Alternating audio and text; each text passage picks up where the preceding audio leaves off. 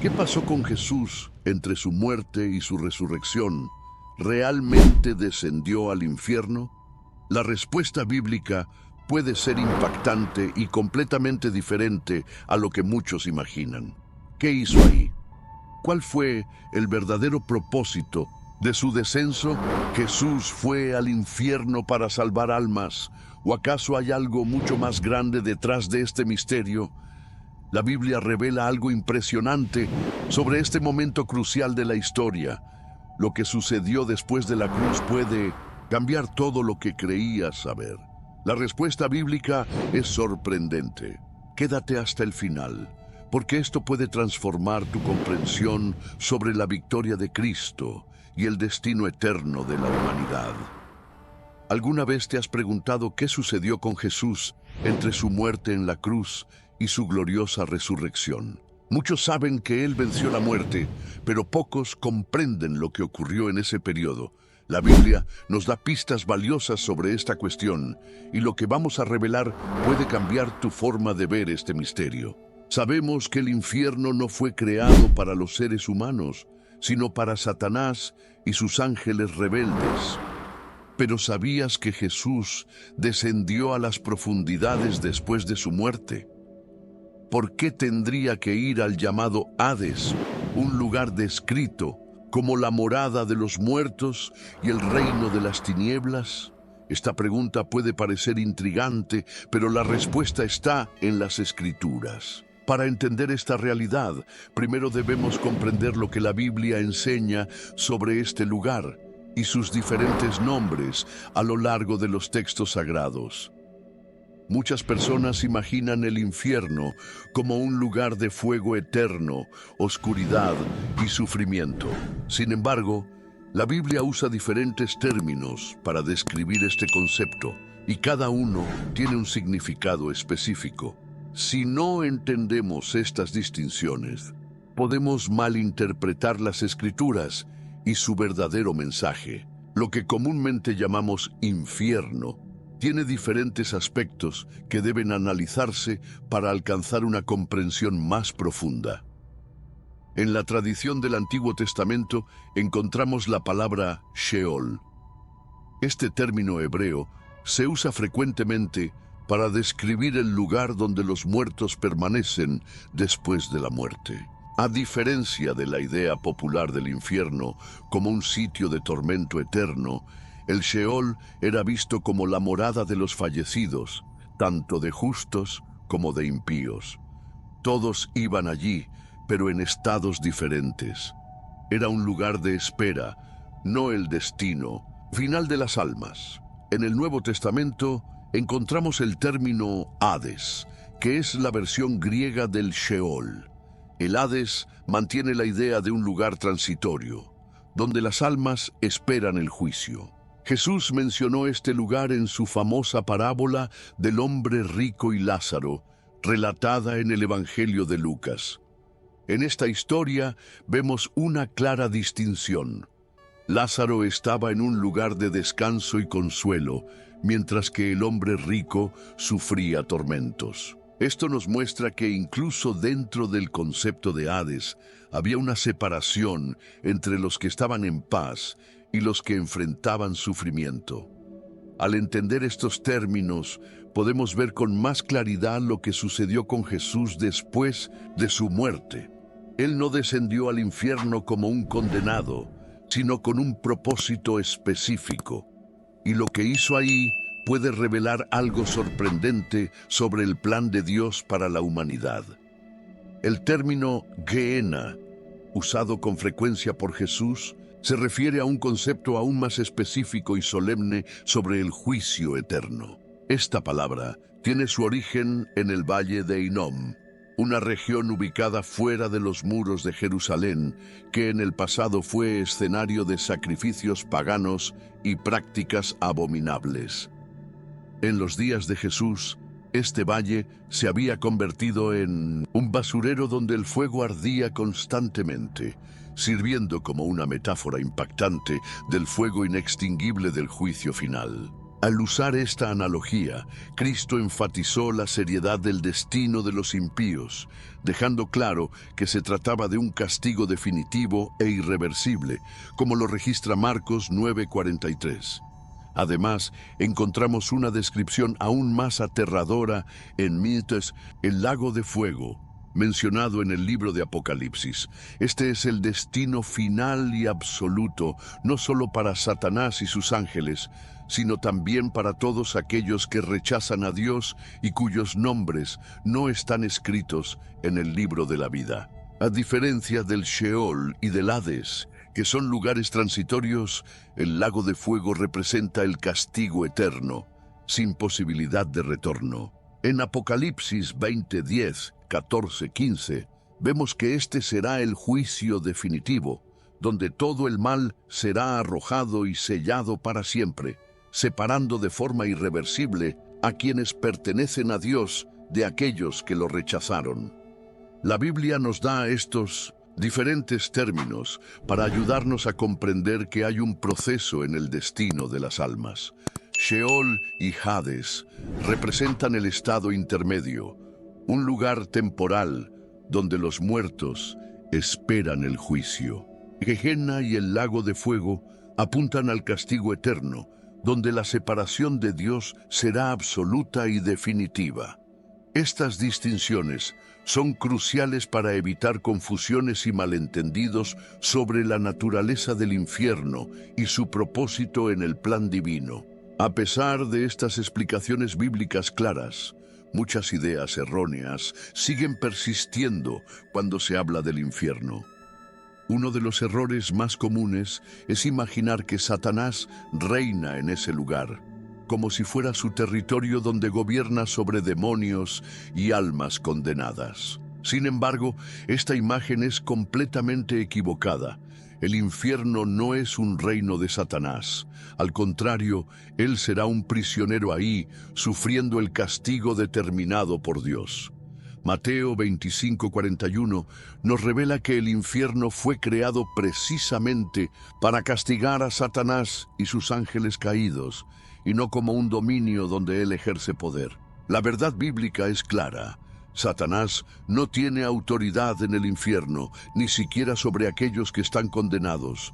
No es un gobernante, sino uno de los condenados que sufrirá eternamente junto con todos los que se rebelaron contra Dios. Esta comprensión cambia totalmente la forma en que debemos ver el juicio divino, alertándonos sobre la seriedad del pecado y la necesidad de estar en comunión con Dios.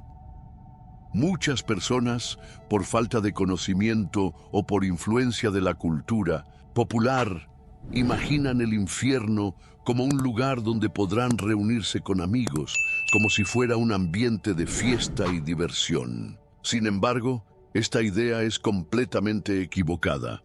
La Biblia describe el infierno como un lugar de extrema agonía, sufrimiento y desesperación, donde no hay ningún tipo de alivio ni alegría.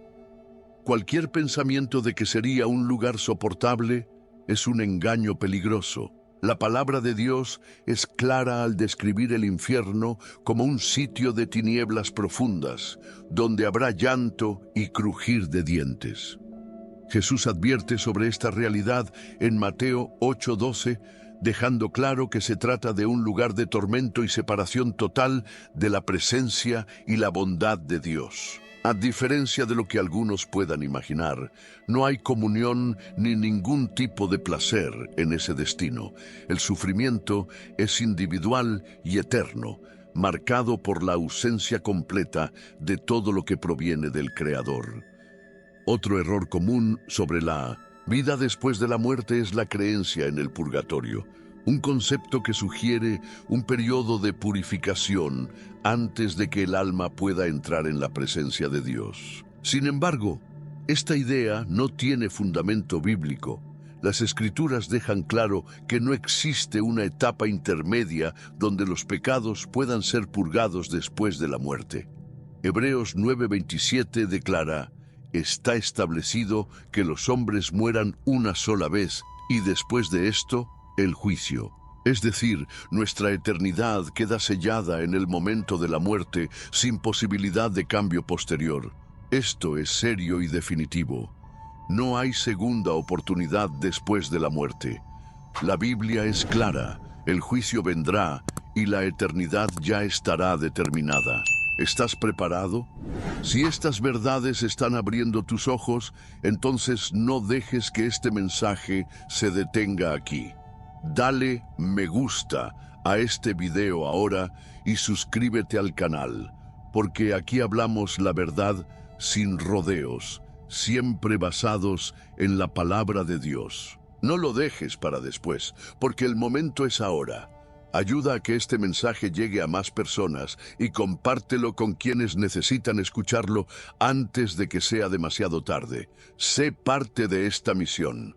Pulsa el botón de suscribirse y activa la campana para no perderte ningún contenido que puede transformar tu comprensión sobre la eternidad. La Biblia enseña que la salvación no depende de un proceso de purificación después de la muerte, sino de la fe en Jesucristo mientras estamos vivos. Su obra en la cruz fue completa y suficiente para perdonar los pecados de quienes lo aceptan. La salvación no se obtiene por méritos ni por procesos después de la muerte, sino por la gracia de Dios, disponible para todos los que se arrepienten y creen en el sacrificio de Cristo. El llamado de Dios es urgente. Entrega tu vida a Jesús hoy. Él ya pagó el precio para que tengas acceso a la vida eterna y escapes de la condenación. No dejes para después una decisión tan importante, porque la salvación es un regalo que solo puede ser aceptado mientras tenemos vida. Después de la muerte, no hay segunda oportunidad. Ahora es el momento de decidir dónde pasarás la eternidad. Muchas personas creen que, al morir, el alma del impío va directamente al infierno, como si el juicio ocurriera de inmediato. Sin embargo, esta idea no está completamente de acuerdo con lo que la Biblia enseña. La palabra de Dios nos revela que habrá un día específico de juicio en el cual todas las personas serán juzgadas según sus obras y su fe. Hasta ese gran día, los muertos permanecen en un estado de espera, experimentando diferentes realidades, como lo ilustra la parábola del hombre rico y Lázaro, mencionada por Jesús en Lucas 16, 19, 31. Este pasaje nos muestra un contraste claro. Mientras Lázaro fue al seno de Abraham, un lugar de consuelo, el hombre rico estaba en tormento, ya sufriendo las consecuencias de su elección. Apocalipsis 20, 11, 15 describe lo que sucederá en el juicio final, cuando los muertos comparecerán ante el gran trono blanco de Dios y recibirán su sentencia definitiva.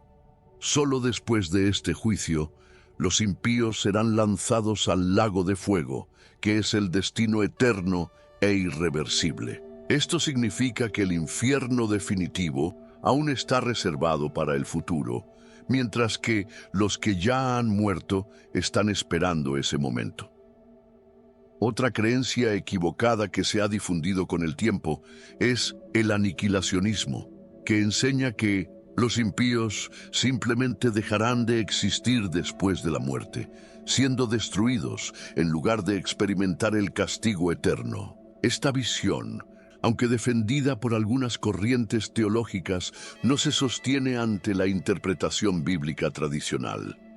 Mateo 25:46 menciona claramente que los justos irán a la vida eterna, mientras que los impíos serán sometidos al castigo eterno. Del mismo modo, Apocalipsis 20:10 afirma que el tormento del lago de fuego será para siempre, sin fin.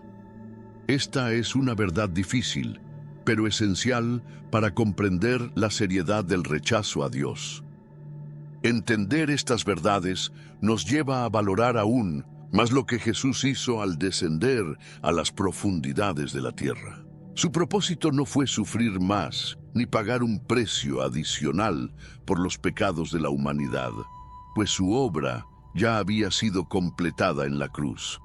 Lo que hizo fue proclamar su victoria, demostrando que su autoridad se extendía más allá de la muerte y del infierno.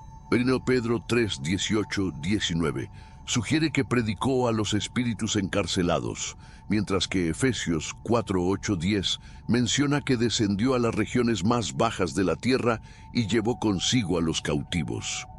Para comprender el impacto de este acontecimiento, debemos recordar lo que llevó a Jesús a la cruz. Él, el Hijo de Dios, vino al mundo para salvar a la humanidad, pero fue rechazado, traicionado por uno de sus propios discípulos y sometido a un juicio injusto. A pesar de ser inocente, aceptó ser condenado a muerte porque su sacrificio era necesario para rescatar a quienes estaban separados de Dios. Este acto de amor cambió la historia de la humanidad y abrió el camino para la redención eterna. Jesús venció la muerte y abrió el camino a la vida eterna. ¿Crees en esta verdad? Entonces declara tu fe en los comentarios. Escribe: Jesús es mi Señor y Salvador, y juntos proclamemos esta victoria al mundo.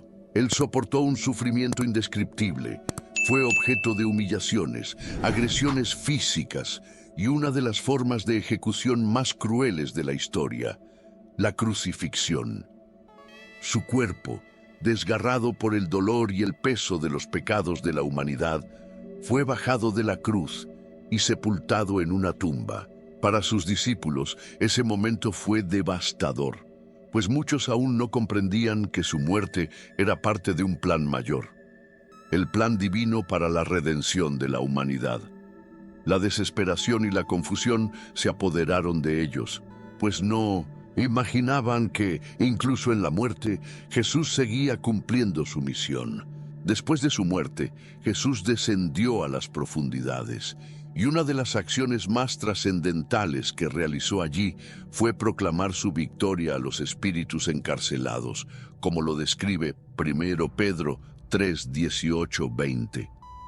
Este pasaje menciona específicamente a los espíritus de los días de Noé, aquellos que fueron desobedientes mientras Dios, con paciencia, esperaba que se arrepintieran antes del diluvio. Este momento extraordinario no fue una oportunidad de salvación para los muertos, sino un anuncio del triunfo absoluto de Cristo sobre el pecado y las fuerzas espirituales de las tinieblas.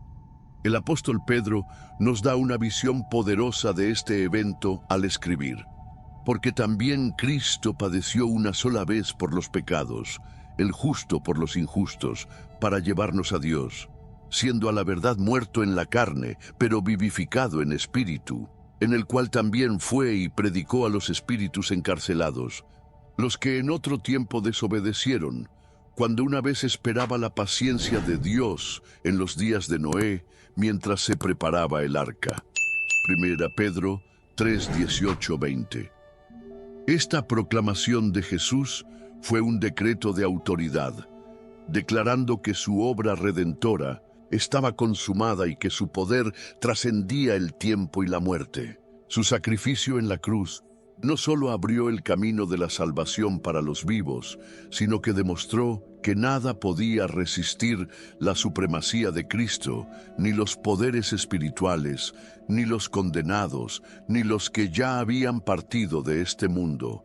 Al descender a las profundidades, Jesús no sufrió más, pues su misión de pagar el precio por los pecados ya había sido completada en la cruz cuando Él declaró: consumado es. Juan 19:30. En el infierno no estaba como víctima, sino como rey y vencedor, proclamando que la justicia de Dios había sido cumplida y que su reino no tiene fin. Él confirmó que la redención había sido conquistada y que el enemigo había sido derrotado para siempre. Jesús no solo experimentó la muerte, sino que la enfrentó y la venció de manera definitiva. Su descenso al reino de los muertos tuvo un propósito grandioso: derrotar la muerte y el pecado, liberando a la humanidad del poder de la condenación eterna. Desde la caída de Adán, la muerte era el destino inevitable de todos los seres humanos. una consecuencia directa del pecado. Pero Cristo vino para romper esa maldición e inaugurar un nuevo camino para aquellos que creen en Él. En Apocalipsis 1:18, Jesús hace una declaración poderosa. Yo soy el que vive. Estuve muerto, pero ahora vivo por los siglos de los siglos, y tengo las llaves de la muerte y del Hades. Estas palabras demuestran que Él no solo experimentó la muerte, sino que tomó posesión de la autoridad sobre ella. La expresión tener las llaves simboliza un control absoluto. No fue dominado por la muerte, sino que la sometió, rompiendo el dominio que ejercía sobre la humanidad. La resurrección de Jesús es la prueba definitiva de esta victoria.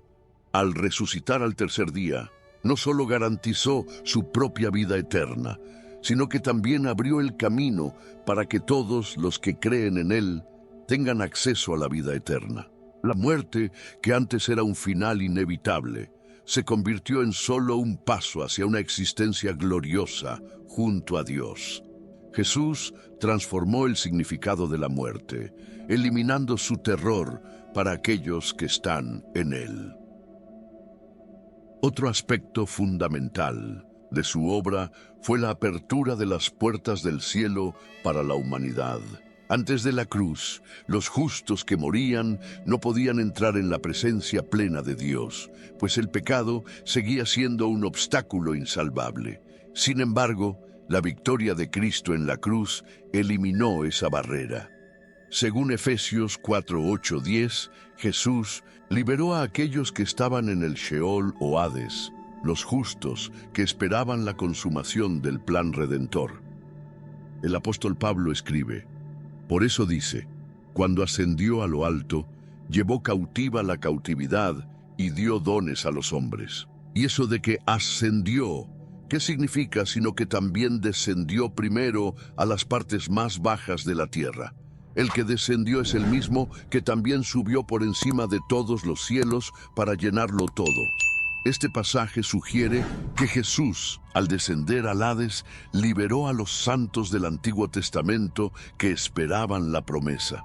Su muerte y resurrección no solo redimieron a los que aún vivirían en la tierra, sino que alcanzaron incluso a aquellos que ya habían partido, confirmando que Él es el Señor de la vida y de la muerte. Su obra fue completa y eterna, abriendo un camino definitivo para que todos los que creen puedan disfrutar de la presencia de Dios para siempre. La resurrección de Jesús no fue solo la prueba de su triunfo personal, sino la confirmación definitiva de que el poder del pecado y de la muerte fue quebrantado para siempre. Su descenso al reino de los muertos y su gloriosa resurrección no fueron solo eventos aislados, sino capítulos esenciales del plan redentor de Dios. Desde la caída del hombre en el Edén, la muerte se convirtió en la gran enemiga de la humanidad, un destino inevitable y aterrador. Pero Jesús vino a cambiar este escenario de manera definitiva. No solo enfrentó la muerte, sino que entró en su dominio y salió victorioso, dejando claro que aquellos que confían en Él también pueden compartir esta victoria. El hecho de que Jesús haya descendido a las profundidades demuestra que su obra de salvación no se limitó solo al mundo visible. Su misión fue más allá de la cruz y la tumba. Él entró en los dominios espirituales para proclamar su autoridad y establecer su dominio sobre toda la creación, tanto en los cielos como en la tierra y hasta debajo de ella. En Apocalipsis 1:18, Él declara: yo soy el que vive, estuve muerto, pero ahora vivo por los siglos de los siglos, y tengo las llaves de la muerte y del Hades. Esta afirmación tiene un peso espiritual enorme. Tener las llaves de la muerte y del Hades significa que Él posee el control absoluto sobre el destino de las almas. El poder que antes parecía pertenecer a la muerte fue arrancado de sus manos. Satanás y sus demonios ya no tienen dominio sobre aquellos que están en Cristo, pues Jesús los rescató del cautiverio del pecado. Él rompió las cadenas que mantenían a los seres humanos atados al miedo de la condenación y de la separación eterna de Dios. La resurrección de Cristo no solo garantizó su propia glorificación, sino que abrió un camino que antes estaba cerrado. Antes de su sacrificio, los justos del Antiguo Testamento esperaban la redención en el seno de Abraham, pues el pecado aún impedía el acceso directo a la presencia de Dios. Sin embargo, al cumplir el plan divino y ofrecerse como el sacrificio perfecto, Jesús removió esa barrera y llevó consigo a aquellos que esperaban la salvación, conforme lo describe Efesios 4, 8, 10. Cuando Él subió a lo alto, llevó consigo a los cautivos y dio dones a los hombres. ¿Y qué significa eso de que subió, sino que también había descendido a las partes más bajas de la tierra? Aquel que descendió es el mismo que también subió por encima de todos los cielos para llenarlo todo. El infierno no tuvo poder sobre Jesús y Él nos dio acceso al cielo. Si confías en el sacrificio de Cristo, deja tu comentario ahora mismo. Yo elijo la vida eterna con Jesús. Vamos a compartir este mensaje y a alcanzar más vidas. Este pasaje indica que, al ascender victorioso, Jesús trasladó a los justos del pasado a la presencia de Dios, abriendo definitivamente las puertas del cielo. Él transformó el destino de la humanidad, permitiendo que aquellos que ponen su fe en Él tengan la certeza de la vida eterna junto al Padre. Esto significa que, en Cristo, la muerte ya no es el final, sino solo una transición hacia la eternidad con Dios. Si antes la muerte era vista como un callejón sin salida, ahora se ha convertido en una puerta de entrada a la gloria. El miedo y la incertidumbre han sido reemplazados por la esperanza y la seguridad de que lo mejor aún está por venir. Esta es la esencia del mensaje del Evangelio. Cristo venció para que nosotros pudiéramos vencer con Él. Su victoria sobre el infierno fue completa y aquellos que confían en Él ya no tienen que temer el juicio. El descenso de Jesús al Hades no fue un episodio de derrota, sino una manifestación suprema de su poder. Él descendió como rey, no como prisionero, y al proclamar su victoria, dejó claro que ni siquiera las profundidades del abismo podían resistir su autoridad. El infierno no pudo detenerlo, la muerte no pudo retenerlo, y el pecado no tuvo la última palabra.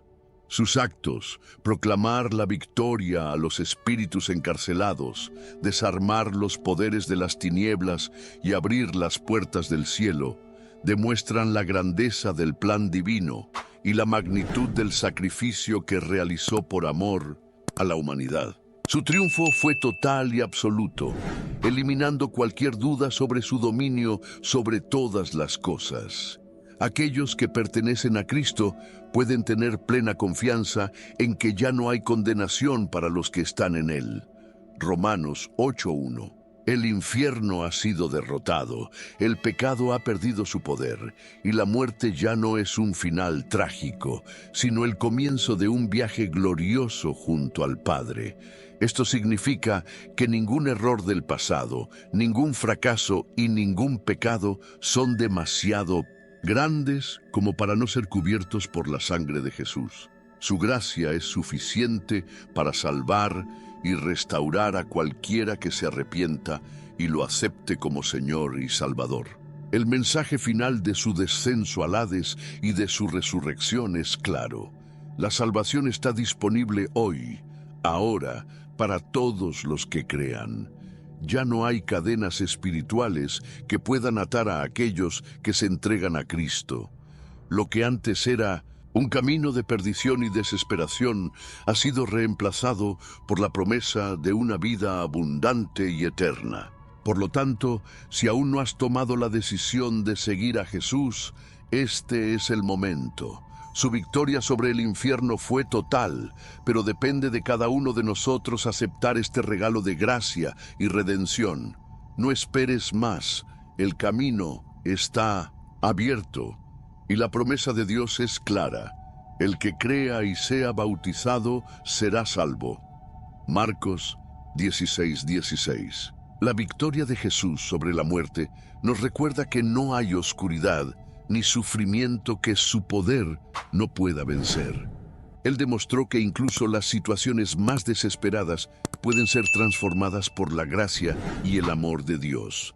Cuando miramos la cruz y la tumba vacía, vemos la prueba de que lo imposible se hizo posible. Lo que parecía el final se convirtió en un nuevo comienzo. Su resurrección no fue solo un evento histórico, sino una invitación para que cada uno de nosotros vivamos con esperanza, sin temor al futuro, porque aquel que prometió es fiel. Si Jesús venció a la muerte, entonces no hay desafío, lucha ni dolor que Él no pueda superar en nuestras vidas. Este conocimiento transforma la manera en que enfrentamos los problemas de cada día.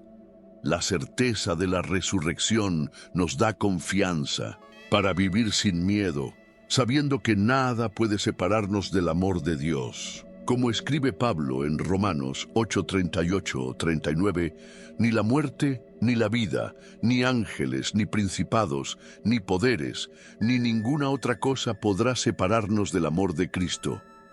Esta promesa nos da la fuerza para seguir adelante, sin importar las dificultades que enfrentemos. Nada puede separarnos del amor de Dios. Si estás agradecido por la salvación que Jesús conquistó en la cruz, escribe en los comentarios: "Gracias, Jesús, por mi salvación", y comparte esta verdad para que más personas conozcan esta esperanza. Este triunfo no debe ser algo que guardemos solo para nosotros, sino un mensaje que debemos compartir. Si Jesús nos ha liberado de la condenación y nos ha dado la vida eterna, tenemos la responsabilidad de llevar esta verdad al mundo. Cada uno de nosotros está llamado a ser una luz, testificando de esta esperanza a quienes aún viven con miedo e incertidumbre. Nuestro propósito es reflejar el amor y la gracia de Cristo, viviendo de una manera que nuestras acciones muestren al mundo la transformación que Él ha hecho en nosotros. Hoy, Él nos invita a confiar en sus promesas y a caminar con la libertad y la alegría que vienen de la redención. Ya no somos prisioneros del miedo, la culpa o el pecado. Cristo nos ha liberado y nuestra vida debe ser un testimonio vivo de esa libertad. Al aferrarnos a esta verdad, encontramos la fuerza para vivir con valentía, compartiendo el amor de Dios con quienes aún no conocen la salvación. Que este mensaje resuene en nuestros corazones y nos motive a ser agentes del reino de Dios, trayendo luz a un mundo que aún está perdido en la oscuridad. La invitación de Jesús sigue abierta. Él desea salvar, restaurar y dar vida en abundancia a quienes creen en Él. Oremos juntos. Amado Padre Celestial, te damos gracias por el sacrificio incomparable de tu Hijo Jesús. Gracias por su victoria sobre el pecado y la muerte, y por la esperanza y redención que tenemos a través de Él. Que nunca olvidemos el precio que fue pagado por nuestra salvación y que podamos vivir cada día con fe y valentía, reflejando tu amor al mundo. Ayúdanos a ser testigos vivos de tu gracia, compartiendo la verdad de la resurrección con aquellos que la necesitan. Que siempre recordemos que nuestra vida eterna está segura en ti. En el nombre de Jesús oramos. Amén. Felicidades por llegar hasta aquí. Ahora ya sabes qué pasó con Jesús después de la cruz. Pero, ¿y nosotros? El infierno ya comenzó en la tierra. Lo que está sucediendo a nuestro alrededor es una señal profética. La respuesta bíblica es urgente y puede sorprenderte. No te vayas sin ver el video "El infierno ya comenzó en la tierra". La respuesta bíblica te sorprenderá. Haz clic ahora y descúbrelo antes de que sea demasiado tarde. Esto podría cambiar todo lo que piensas sobre los tiempos en los que vivimos. Nos vemos allá.